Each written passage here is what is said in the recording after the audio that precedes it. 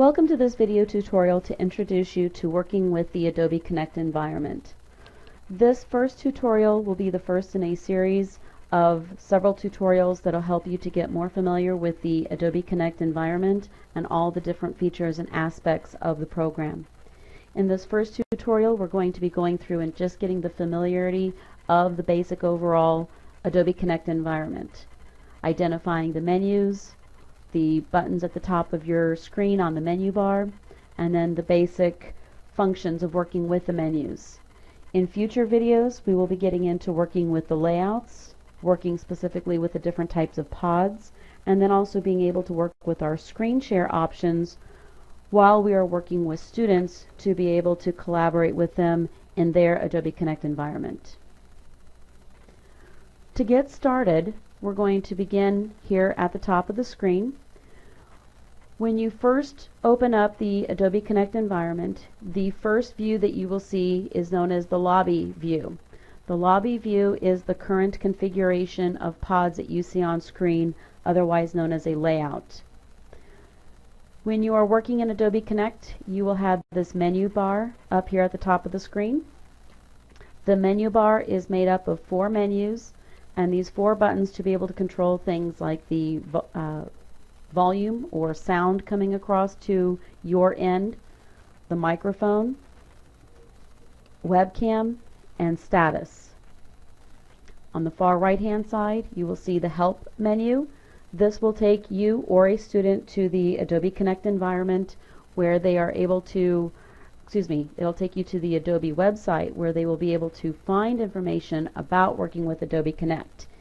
If this help button or help file is accessed from the instructor or the host point of view, it will take you to options and information specifically pertaining to a host status. If it is accessed from a student or participant point of view, then it will take them specifically to options to be able to work within Adobe Connect from a participant status. On the right hand side here, you have this little green bar which basically indicates your connection status for how you are connected to the network.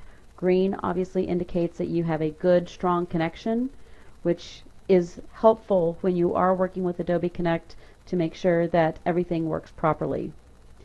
If that bar were to turn red or yellow, that would indicate a slower or poor connection to the internet, possibly because of a wireless connection. On the right hand side, you have this layout bar. The layout bar is one way to be able to switch or navigate to the different layouts, which we'll be going into in more detail in one of our next videos. You have different layouts that you can choose from: lobby, lecture, discussion, activity, whiteboard, and then blank, which is one way to be able to create custom layouts. Going back up to the menus, you have the meeting menu. The meeting menu as an instructor or host will display several options, including being able to manage your meeting information. Selecting this will open up a browser window, and this browser will display information on the classroom that you're currently running or participating in. If it prompts you for connection, then you probably do not have access to that particular set of information at that time. Back inside the meeting menu, you will also have Manage Access and Entry.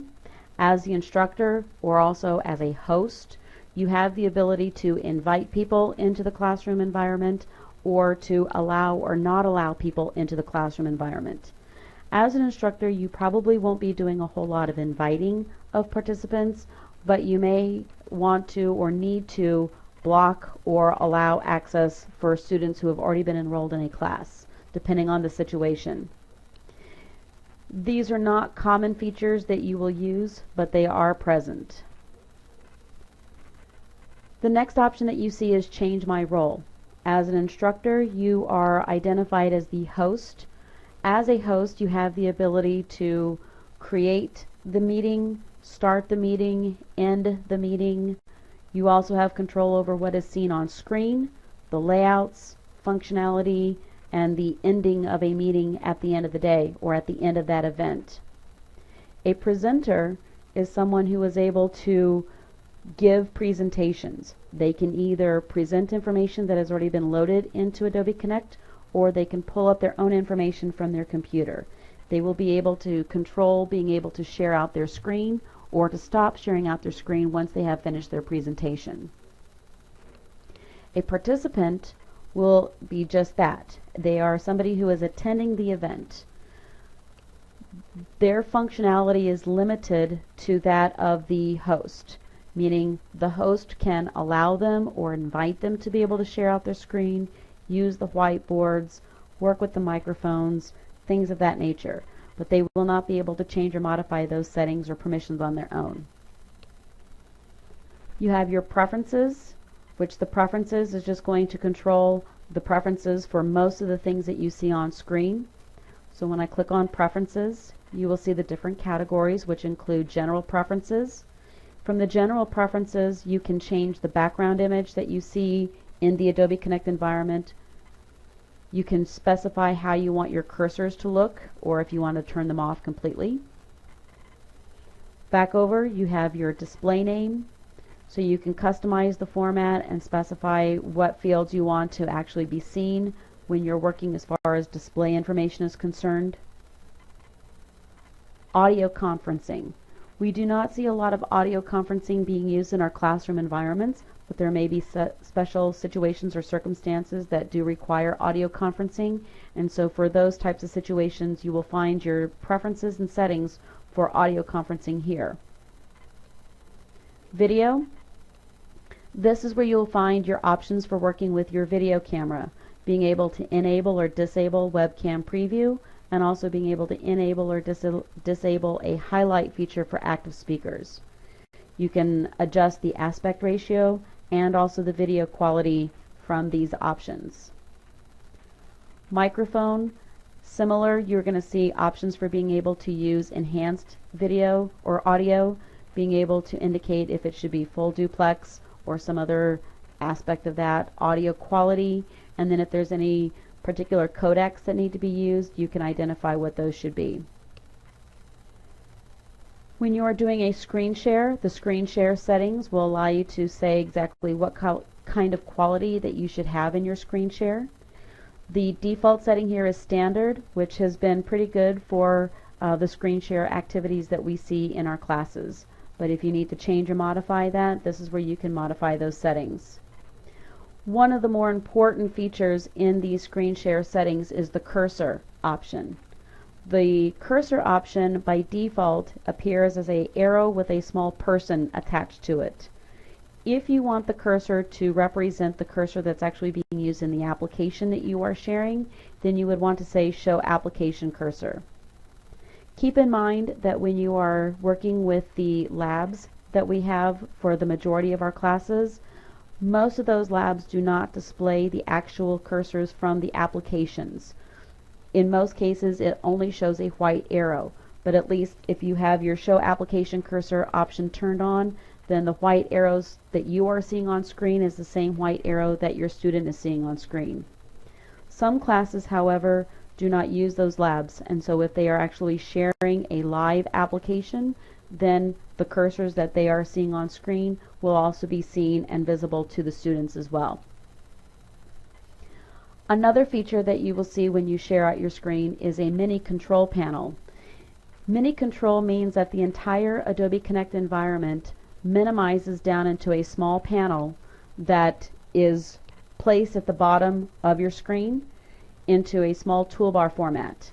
This way the classroom environment is out of your way and yet still accessible. Right now I have the option to disable that feature, which is on by default. However, be advised that in some classroom environments that you go into, you may not have the option to be able to enable or disable this. It will be grayed out, so whatever option is currently turned on is the option that you will see when you are working in that environment. The attendees pod, this is where you can change how attendees are going to be displayed. By default, they are shown by last name and then first name, but if you want to change that to first name and then last name, you can do that also. The chat pod, if you want to be able to enable private chat for participants, this is on by default. If you want to disable it, you just simply remove that check mark. Chat notification, especially when you are in a minimized state, it'll bring up a little notice that says that somebody has sent a chat, or if you have chat options to be able to flash or blink, you can indicate how long those notifications will last before they fade out. The Q&A pod settings is for working with the Q&A pod, which is primarily there for questions and answers. A lot of times people will use the chat feature for that, but there is a dedicated Q&A pod specifically for question answer type forms. And so the options here allow you to say whether or not to include or exclude the submitter name with a question or the presenter name with a question. And then the last setting that we have here is for the whiteboard, which basically here you are only seeing an option that says, do you want to allow participants to draw on the whiteboard? If I turn this setting on here, all participants will be allowed to draw.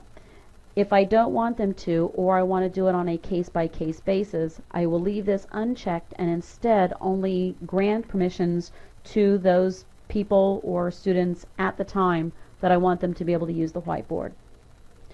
So these are your basic preferences that you will see. Preferences can be accessed from several different locations. The primary location would be from your meeting menu, but you will also see that preferences can be accessed from some of the different pods here as well.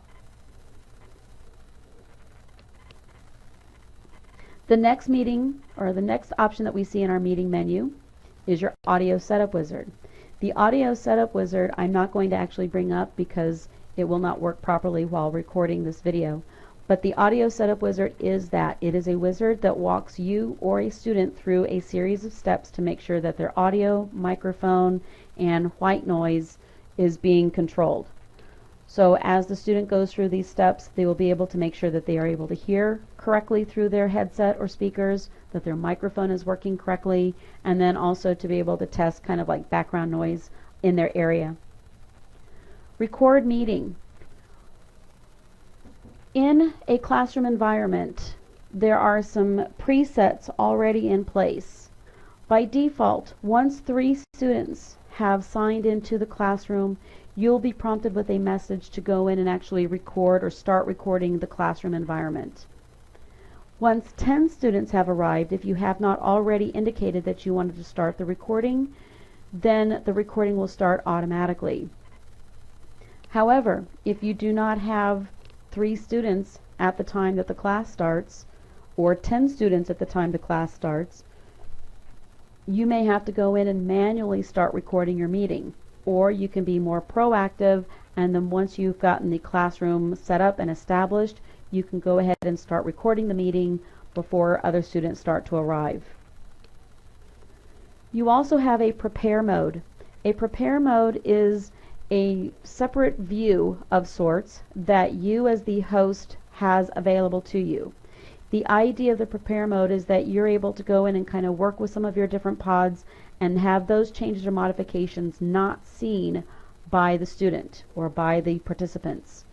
So when you switch to prepare mode, you can go in and get things ready, and then you can exit out of prepare mode, and once you have done that, then the changes that you've made while you are in prepare mode will then be visible to the student. You also have a presenter only area. The presenter only area is a sidebar that is only visible to you. Just like the layout bar that you see on the right hand side is only visible to you as well, the presenter area, if I click on that, opens up this other little sidebar. You have presenter notes, and so this pod is a place where you as the instructor can jot down notes either about things that you want to discuss, reminders. You could also use this maybe to write down notes about students that you have discussed certain things with. You could open up other pods in here as well if you wanted to, but these are going to be the main things that you will see in this presenter view. To exit out of the presenter view, all I have to do is go back to my meeting menu and then go down to where it says disable presenter only area. So the presenter only area and also the layout bar on the right, as I said, are only visible to you as the host or instructor for the class. Students will not be able to see those areas. Back inside the meeting, you have the full screen. So if you have not physically maximized the classroom to fill up the screen that you're working on, then clicking on full screen will do that for you. And the last two settings that you have are end meeting and exit.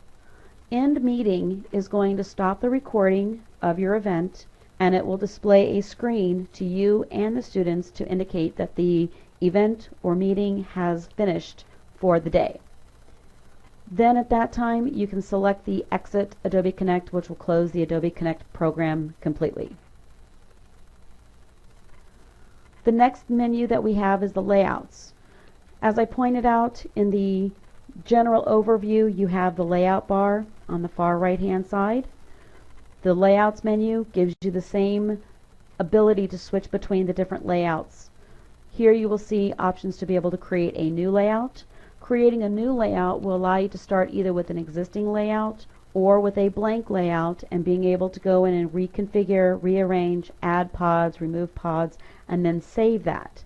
Once you have saved that layout, you're then able to access it anytime during this current event that you're participating in. Be advised that custom layouts that you create are not persistent in the Adobe Connect environment, meaning that once you have finished with that class for that day, or if it's a multi-day class for the end of the multi-day class, then that layout will cease to exist until you create it again the next time you enter into the Connect environment. They are not saved in a memory or a library of any kind, so they are not persistent. You will see the list of your layouts, the dot representing the current layout that you're in. You have the Manage Layouts menu, which allows you to go in and actually switch or rename or hide layouts that you are no longer using. Reset Layouts will return a saved layout to its original state if you've gone in and changed or modified it. And then that layout bar that's on the right hand side can be closed. You can close it either through the menu option right here, or in the top right hand corner of the layout bar is a small X, and you can close it from there also. The Pods menu is a list of all the different pods and categories of pods that you have access to. Later on, when we go into working more with the pods, we'll be able to see how you can access and work with some of these different pods. But you'll see the different categories include Share, which can give you either just a generic share pod or specific ones that have already been used. Other categories include Notes. You've got the Who's here. You'll notice the check mark next to it indicates that that pod is currently open and in use, which is right here to the left. Live webcam video, chat, files, web links, poll, and a Q&A pod. All pods can be moved and resized, opened, and closed by default. The option that you see here with the check mark next to it indicates that you do have the ability to do those different things. If you want your pods to be kind of locked in place, then you can uncheck that option to turn it off, and then you will not be able to move or resize your pods. And then Manage Pods is a way for you to also be able to go in and select which pods you're not using and close those out if you don't need them anymore, or rename them, okay, things like that. The next menu that we have is the Audio. This is a basic menu that allows you to go in and assign or enable microphone rights to your students.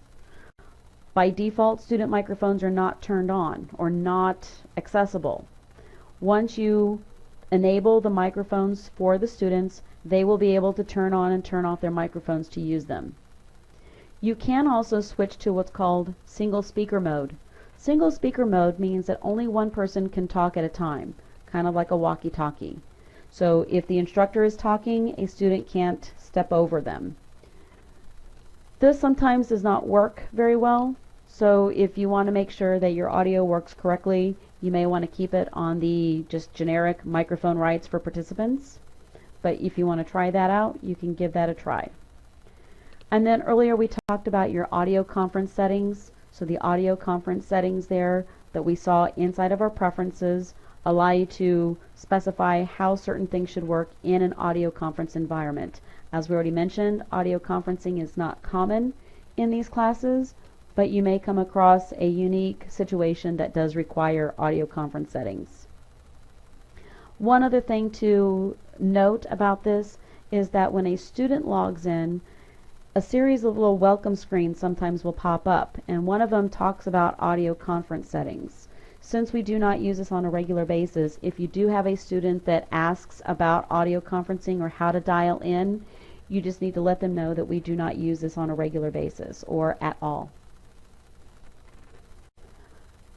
Moving from our menus, you have some buttons here that allow you to turn on some of your different add-ons that you might have, such as your microphone, your headset, your webcam, and also your status messages. So the first one is just a mute button. This will mute the sound coming across either on your end or if the students are working with it on their end. It is a toggle. Right now when it's green indicates that the volume is turned on. When you click on it and it turns white, the volume is turned off. You can also use the drop down to do the same thing. You can say mute my speakers or unmute my speakers. Adjust speaker volume. Using this setting here will allow you to go in and, if necessary, adjust your volume. A lot of headsets and speakers have volume controls built into them, but this allows you to do it from the computer side. The microphone allows you to turn on and turn off the microphone. So clicking on the microphone button turns it on, clicking on it again turns it off. As I mentioned, by default for a student, the microphones are turned off. Once they click on it, it turns it on, and then again click on it to turn it back off. From the drop down, you'll see the menu option that also allows you to do the same thing. And if by chance you or a student has more than one microphone set up or connected to the computer, you can select which microphone that you want to use. Then the next one is for your webcam. So this basically also works as a toggle. Click on it to turn the webcam on, click on it to turn the webcam off, or you can use the drop down to be able to say start the webcam, select a camera if you have more than one camera installed. If you want to enable the webcam for participants, so just like the microphones, webcams are not automatically turned on. So using this will allow, if a student has a webcam, to be able to turn on their web camera. And then your preferences will take you back into those same preferences that we saw from the meeting menu to control how your web camera works. The last button is really a status button. The status button allows you to indicate things like raise hand, agree, disagree, step away, and so forth. Now this has some similar options to what you see down here in what's sometimes referred to as the hands up toolbar, as we will discuss in more detail in the section about working with our pods. But you will see some options here that are a little bit different than what's in the toolbar, but they also still map up. For example, raise your hand is the same as the purple hands up, agree, same with the green thumbs up, and so on. I hope this general overview has given you a good head start to getting familiar with the Adobe Connect environment.